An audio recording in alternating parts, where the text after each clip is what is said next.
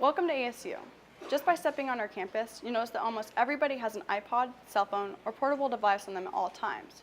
We are dependent on these devices to make us feel whole.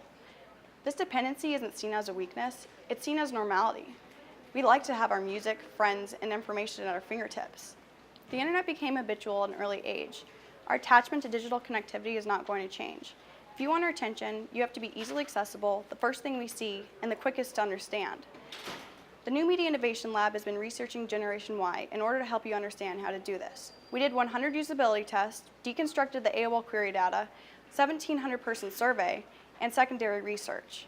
We are going to help you get into our digital world. Welcome to Generation Y.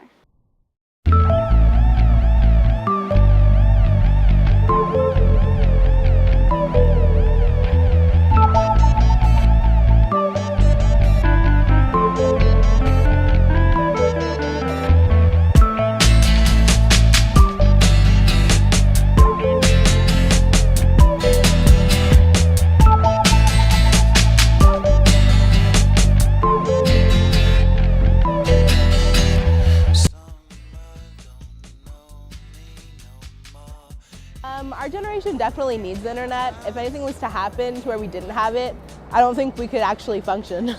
I use the internet like crazy. Email, school, everything. I love it. I use internet probably 5 times a day. I'm constantly checking my email. Constantly, everything's on Blackboard now. Google, Facebook, and MySpace. I'm on the internet multiple times a day. Always check in, sports, news, my email, Facebook. You have a research paper, you're going on the internet. I wish that the entire country would be wireless. Cell phone, that's an important one. I use it all the time. Unfortunately, I am one of those people who feels naked if I leave home without it. I'd like to get probably a BlackBerry or Sidekick, something that has, email and everything on that where I can check sports statistics. I know for me, if I don't have my phone for a day, I feel lost and I feel like I don't know what's going on. I text message a lot. You can tell them something without having to call them up and use your minutes, and it's just easier if you only need to say one line, hey, I'm here. People can express how they feel better within text messages, I feel like. If I was on the phone with someone and I wanted to be like, I like you or something, I wouldn't say that because I would just feel awkward, but through text messaging just makes you feel less awkward because they can't hear your voice and you just kind of aren't as inhibited. The cell phone is definitely key to my life.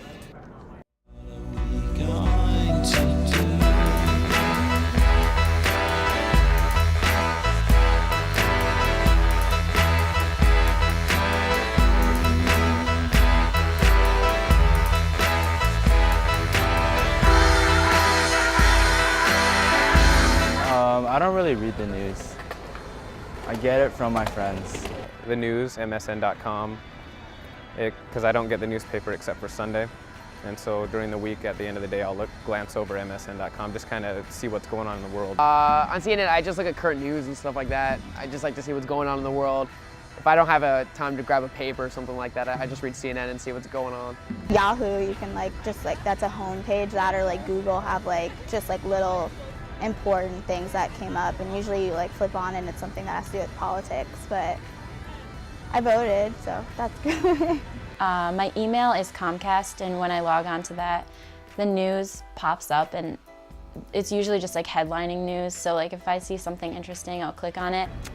I don't know, I can't watch the news oh, somebody got murdered, because then it just scares me. So probably more it's towards the celebrity and just the different things with that, because otherwise I get scared. I think it'd be more effective if the news headlines were things that directly affected a teenager, because it's hard being 19 to always read about what's happening somewhere else in the world. Even though it's interesting, it's hard to, your life's so busy, it's hard to follow things.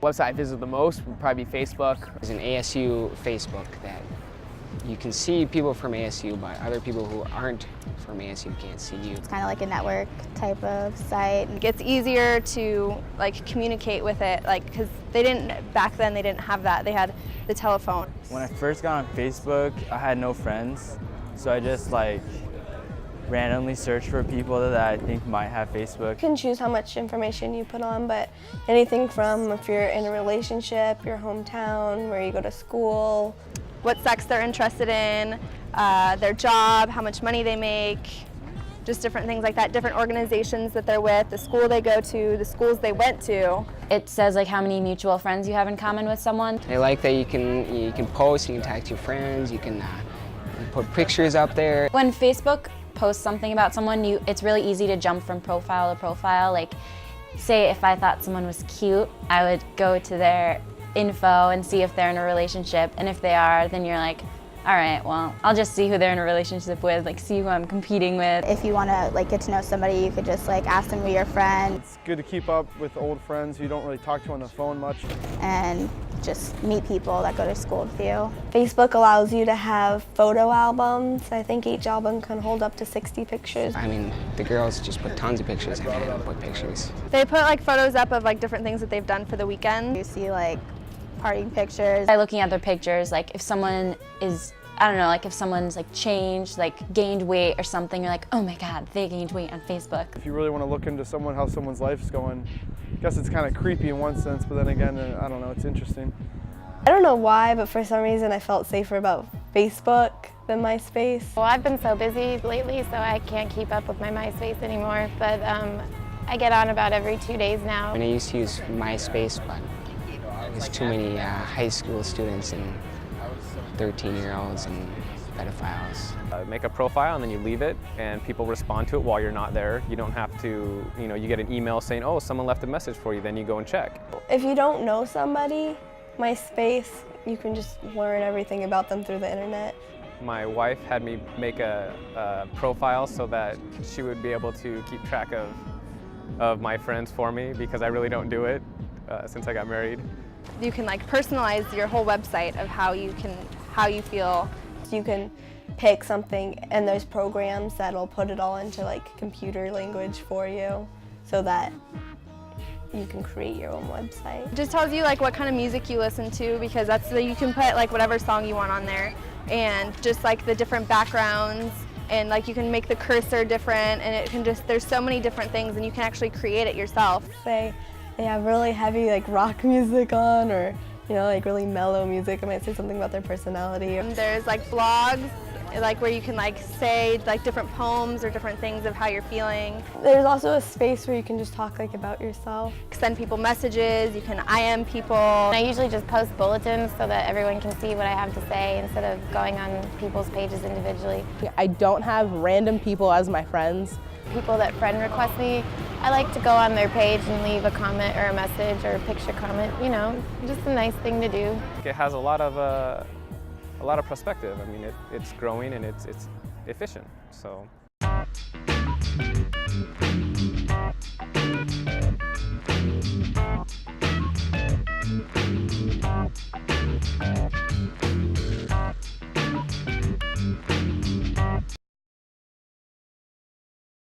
We all picture this fat person sitting at a chair, eating soda, chips, things like that.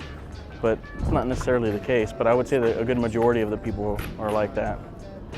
World of Warcraft is an online role-playing game. You're just kind of playing them over the mic on the internet. Two different, like the Alliance or the Horde. You start off with the lower level guy and just build them up. And then you just spend the whole time leveling up to get more strong so that you can kill other people. Run instances and things like that with other people. You can party up with other people and do raid groups, like 40-man raids and stuff like that. The good moments are like when you pick up a really rare item, or if you level up. You can be in a guild or, with hundreds of other people and talk to them on Ventrilo. So there's a potential there to know a lot of people. You kind of have like a home-based community, I guess, and then You can also talk to other people, but then like you have like your group that like you talk to most of the time. One, some of the people I do know in real life, so like it kind of crosses over. But for the people I don't know, you don't really get a real sense of who the person is. Some people play like 12 to 14 hours a day, and then they don't go anywhere, they don't eat. You go to the bathroom sometimes. I knew somebody who basically chose the game over his girlfriend. She made an ultimatum for him and he had to choose the one or the other, and he chose the game. I think people still play because like they feel really powerful in the game. I think there's like 7-8 million people playing WoW right now. I think it's only going to increase because, I mean, people like it, I guess. I mean, obviously it's popular. Obviously they're doing something right. I mean, the future of gaming is going to be online games with the community, because that's the way companies are going to be able to generate a better profit, just by getting more people to play online like that.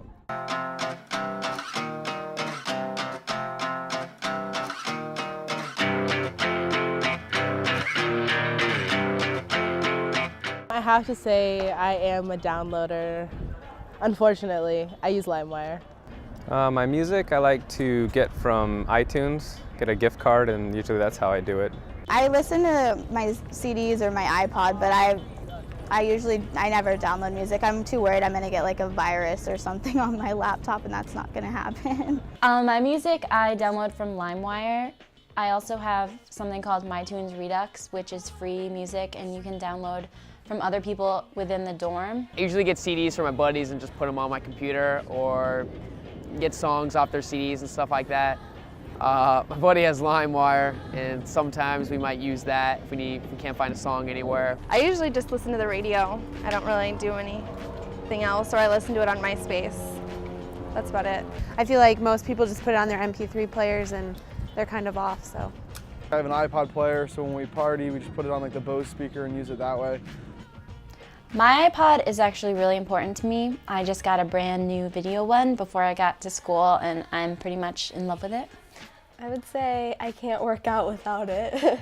I know that when I'm walking to class, I don't really want to talk to anyone because I'm like listening to my music and like walking to my own beat. I just listen to it when I'm studying sometimes, or like if I'm just like looking online, I'll just listen to music. Our generation, unfortunately to say it, is being brought down by the iPod. I mean, you walk around and no one says hi to each other. People try to ask for surveys, but they can't ask people who have earplugs in, you know, and so they get ignored.